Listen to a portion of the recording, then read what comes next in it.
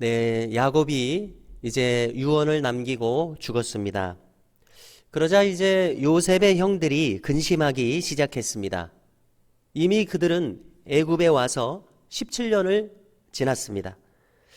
17년 전에 요셉과 이제 오랜 세월이 지나서 처음으로 재회했을 때 그때 이미 요셉의 용서를 받았었음에도 불구하고 그들은 이제 아버지가 돌아가심에 따라서 불안한 마음에 빠지게 되었습니다.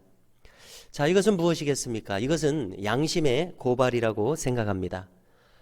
당사자인 요셉은 이미 용서했음에도 불구하고 그들은 스스로 그 죄악의 앙금이 남아 있습니다. 자, 이것은 그들이 이제 인격적이고 개별적으로 요셉에게 다가가서 용서를 구하지 않았었기 때문이라고 생각이 들어집니다. 요셉의 이미 용서했던 마음과 그들이 이제 살아왔던 그 심리 상태가 서로 따로 놀고 있다고 생각합니다. 요셉은 이미 17년 전에 그들을 용서하고 마음의 자유를 얻었습니다. 그러나 요셉에게 용서를 분명하게 구하지 않고 얼버무리고 넘어갔던 이 형들은 이제 스스로의 양심이 자기들을 고발하고 있습니다. 이것은 무엇입니까? 양심의 자유가 사라져버린 것이죠. 양심이 결박되어 있습니다. 자, 우리가 흔한 말로 말합니다. 돼지 눈에는 돼지만 보인다고 흔히 이렇게 말하지 않습니까? 자, 이것은 무슨 뜻이겠습니까? 자기가 마음 먹고 있는 그대로 상대편도 마음 먹고 있다고 생각한다는 것입니다. 자기들 마음 같은 줄 아는 것입니다. 자, 이렇게 생각해 보겠습니다. 참으로 깊이 용서받은 경험이 없는 사람은 남을 용서할 줄 모른다는 것입니다. 한번 우리도 스스로를 한번 돌이켜보면 좋겠습니다. 만일 우리가 깊이 용서받은 경험이 있다면 우리도 남을 용서하는 것은 그렇게 어렵지 않습니다. 그러나 우리가 진심으로 용서받은 경험이 없다고 한다면 그것이 어떤 마음인지 모르기 때문에 남을 용서하기는 그렇게 쉽지 않을 것 같습니다. 자, 마찬가지 원리로 생각해 봅니다. 저 십자가에서 자신이 깊이 용서받았다는 것을 깨달은 사람, 이 사람은 자신의 온 전부가 이 사하심을 깨달은 사람인데 이 사람은 타인을 용서할 줄 아는 사람이 됩니다. 왜 그렇습니까? 주님께서 말씀하신 것처럼 1만 달란트. 자, 1만 달란트. 자, 지난 수요일에도 성경 공부를 해보니까 이것은 16만 년 어치의 임금을 가리키는 정도의 가치입니다. 1만 달란트. 16만 년 어치의 임금을 탕감받았습니다. 자, 평생 벌어서 갚을 수 있는 돈이 아니죠. 그런 수준을 훨씬 넘는 것입니다. 자, 그 1만 달란트의 빚을 탕감받은 것을 절실하게 깨달은 사람은 타인이 가지고 있는 100데나리온, 약 3달 정도의 임금입니다. 100데나리온, 적지 않은 돈이지만 이 돈을 그러니까 이 100데나리온에 해당한 이 허물이 그에게 그렇게 큰 문제가 되지 않는다는 것입니다. 왜 그렇습니까? 사실은 그와는 비교도 할 수 없는, 상상할 수 없는 그 저 너머의 큰 빚을 탕감받았기 때문에 그렇습니다.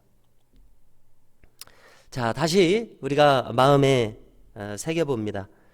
용서받은 자가 용서할 수 있다는 것 말입니다. 나는 이미 저렇게 큰 사랑을 받은 사람이기 때문에 나의 마음을 그와 같은 너그러움을 가지고 살게 하여 주옵소서. 이렇게 다시 마음에 새겨봅니다. 여러분, 이 그리스도인은 누구겠습니까? 큰 용서를 받은 죄인입니다. 그래서 자기에게 잘못한 사람도 용서할 수 있는 사람, 이 사람이 그리스도인이라고 믿습니다. 자, 다시 한번 우리가 조금 전에도 했던 주기도를 새겨봅니다. 어떻게 돼 있습니까? 우리가 우리에게 죄 지은 자를 사하여 준 것 같이 우리 죄를 사하여 주시옵고. 자, 여기서 흥미로운 것은 무엇입니까? 우리가 먼저 용서를 하고 그 다음에 그렇게 우리도 용서해 주시옵소서. 순서가 이렇게 되었습니다.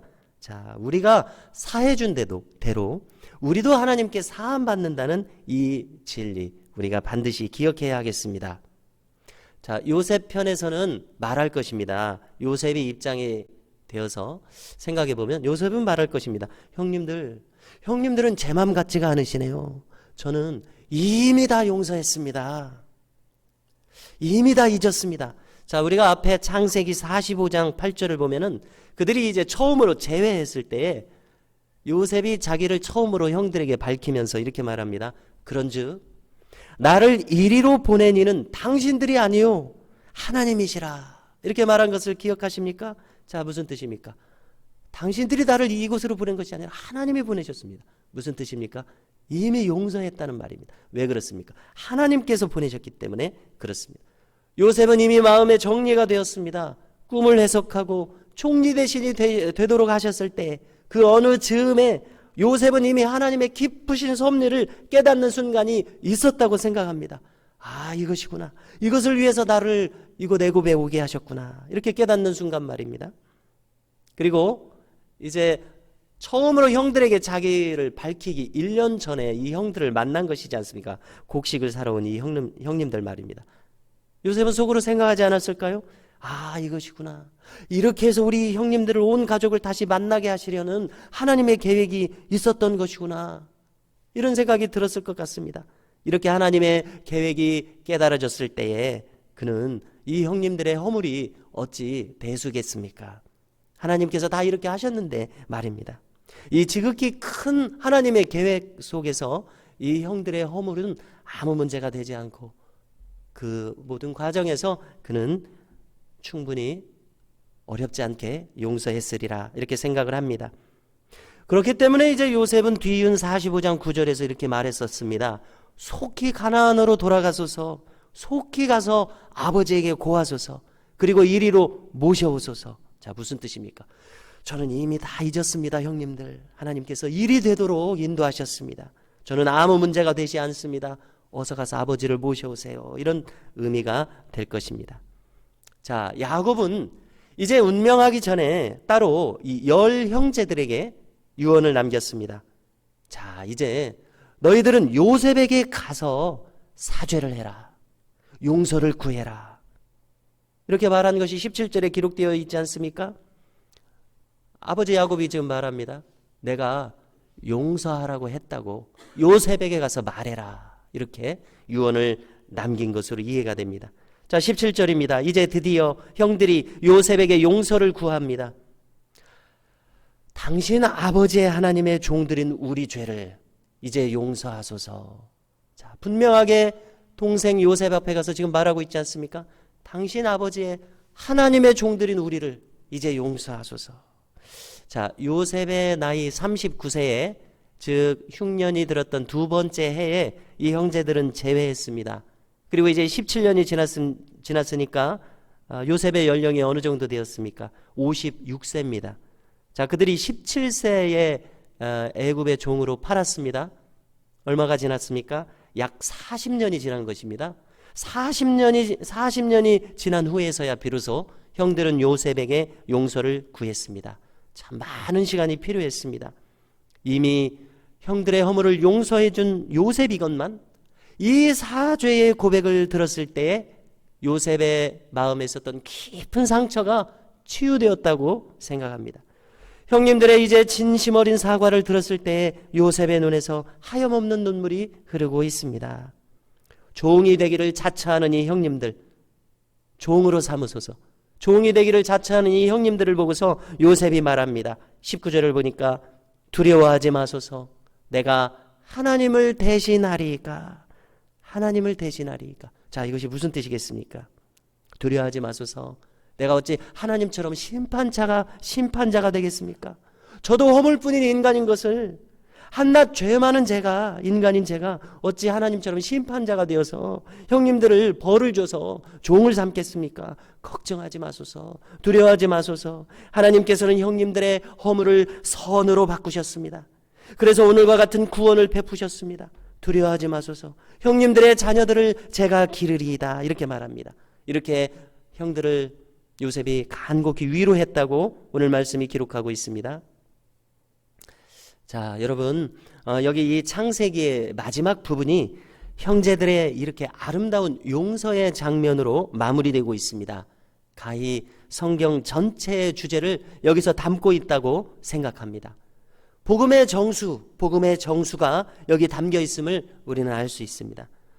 서로 물고 죽이던 인간들, 이 인간들이 진심으로 용서를 빌고 용서함으로써 여기 하나님의 평화가 이루어지고 있습니다. 자, 마지막 대목입니다. 이제 세월이 흘러서 요셉도 110세로 하나님의 부름을 받는 장면이 이어집니다. 그리고 이제 요셉도 유언을 남깁니다. 하나님께서 당신들의 조상들의 땅, 아브라함과 이삭과 야곱에게 맹세하신 언약의 땅에 이르게 하시리이다. 이것을 잊지 마소서. 이렇게 유언을 남기는 것 아닙니까? 그리고 약속을 청합니다. 다짐을 받습니다. 장차 그때에 자신의 유고를 메고 이제 가나안으로 돌아가겠노라고 이렇게 다짐을 받습니다. 가나안 땅으로 돌아가겠습니다. 이 말을 하십시오. 다짐을 받습니다.